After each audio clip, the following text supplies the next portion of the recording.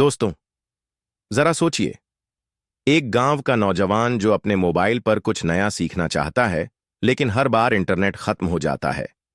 एक मां जो अपने बच्चे की ऑनलाइन पढ़ाई जारी रखना चाहती है, लेकिन महंगे डेटा पैक उसकी जेब पर भारी पड़ते हैं। छोटे दुकानदार, किसान, मजदूर जो डिजिटल दुनिया से जुड़कर अपनी जिंदगी को बेहतर बना सकते हैं, लेकिन महंगे इंटरनेट के कारण पीछे रह जाते हैं। यह समस्या सिर्फ एक गांव की नहीं, बल्कि पूरे देश के करोड़ों लोगों की है। इंटरनेट आज जरूरत नहीं, बल्कि हक बन चुका है। लेकिन क्या वाकई इंटरनेट सबके लिए सुलभ और सस्ता हो सकता है? जवाब है हां, और इसी दिशा में एक बड़ा कदम उठाया जा रहा है। एलन मस्क की कंपनी स्पेसएक्स और भारत की एयरटेल मिलकर एक नई क्रांति लाने की तैयारी में है। Satellite internet revolution. इसका मतलब अब इंटरनेट के लिए टावरों और महंगे इंफ्रास्ट्रक्चर की जरूरत नहीं होगी। सीधा सैटेलाइट से इंटरनेट मिलेगा, जिससे लागत घटेगी और इंटरनेट सस्ता होगा। अब सोचिए, अगर इंटरनेट सच में सस्ता हो जाए तो क्या होगा? गांव के बच्चे बिना किसी रुकावट के ऑनलाइन पढ़ाई कर सकेंगे। छोटे व्यापारी और किसान अपने प्रोडक्ट्स को सीधा ऑनलाइन बेच सकेंगे। महिलाएं घर बैठे अपने हुनर को डिजिटल प्लेटफॉर्म पर ले जाकर आत्मनिर्भर बन सकेंगी। बेरोजगार युवा इंटरनेट की मदद से नई नौकरियों और अवसरों तक पहुंच बना सकेंगे। हर गांव, हर घर, हर हाथ में इंटरनेट होगा तो तरक्की की रफ्तार भी दोगुनी हो जाएगी।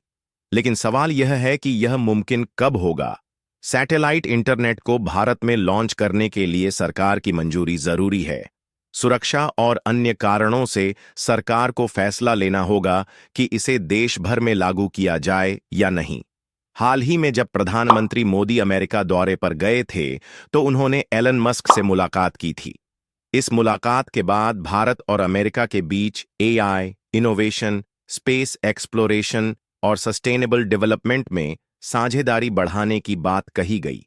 माना जा रहा है कि इसमें सैटेलाइट इंटरनेट को लेकर भी चर्चा हुई होगी। लेकिन सबसे बड़ा सवाल यह है कि स्टारलिंक, स्पेस एक्स की सैटेलाइट इंटरनेट सर्विस अब तक भारत में लॉन्च क्यों नहीं हुई? बड़ी अड़चनें क्या हैं? एक, सरकारी अनुमति। बिना सुरक्षा मंजूरी के किसी विदेशी कंपनी को भारत में सीधे सैटेलाइट इंटरनेट सेवाएं देने की इजाजत नहीं है। दो, स्पेक्ट्रम की नीलामी। भारत सरकार चाहती है कि जैसे 4G और 5G नेटवर्क के लिए स्पेक्ट्रम बेचा गया था, वैसे ही सैटेलाइट इंटरनेट के लिए भी कंपनियां बोली लगाएं। लेकिन स्टारलिंक जैसी कंपनियों के लिए यह मुश्किल हो सकता है, क्योंकि उनका मॉडल मोबाइल टावर पर आधारित नहीं है। तीन, भारतीय टेलीकॉम कंपनियों का दबाव। भारत में पहले से ही जियो, एयरटेल, वीआई जैसी कंपनियां अरबों रुपये निवेश कर चुकी हैं। वे नहीं चाहेंगी कि एक नई तकनीक आकर उनके मार्केट को खतरे में डाल दे। स्टारलिंक भारत में लॉन्च हुआ तो क्या इंटरनेट सस्ता होगा? फिलहाल स्टारलिंक की कीमतें काफी महंगी हैं। अमेरिका में इसकी सर्विस $80 प्रति माह, लगभग $6,700 है। भारत जैसे देश में जहां मोबाइल डेटा दुनिया में सबसे सस्ता है, वहां इतने महंगे इंटरनेट को कितने लोग खरीदेंगे?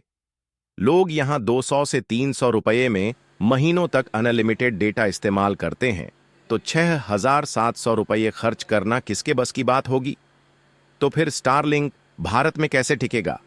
अगर एलन मस्क को भारत में स्टारलिंक सफल बनाना है, तो कीमतें घटानी होंगी।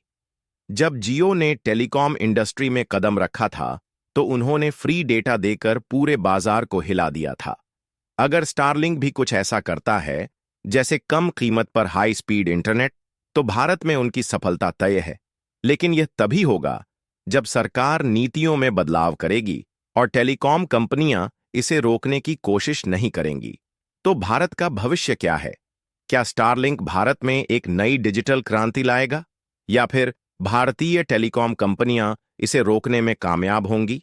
क्या इंटरनेट सच में इतना सस्ता होगा कि हर कोई इसका इस्तेमाल कर सके? आपका क्या सोचना है?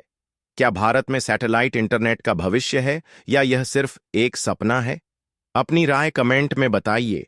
अगर आपको यह जानकारी पसंद आई हो, तो वीडियो को लाइक करें, चैनल को सब्सक्राइब करें और इसे अपने दोस्तों के साथ शेयर करें, ताकि यह जरूरी जानकारी ज्यादा से ज्यादा लोगों तक पहुंच सके। जय हिंद, जय महाकाल।